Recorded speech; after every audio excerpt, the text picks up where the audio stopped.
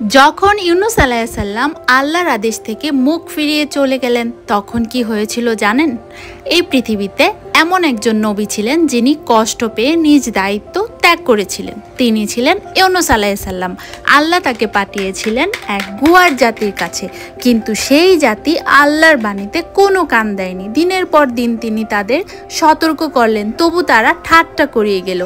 এক সময় রাগ ক্ষোভে তিনি শহর ছেড়ে পালিয়ে গেলেন আল্লাহর হুকুম না নিয়েই।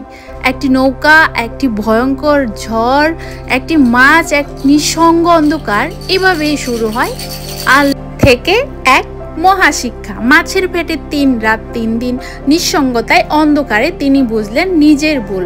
তিনি বললেন, লা ইলাহা ইল্লা আনতা সুবহানাকা ইন্নী কুনতু মিনাজ জালিমিন। এই দোয়া আজও আমাদের জন্য মুক্তির দুয়ার খুলে দেয়। শেয়ার করুন আপনার সেই বন্ধুকে যে দিনের পর দিন ভুলে ডুবে যাচ্ছে এবং ভুল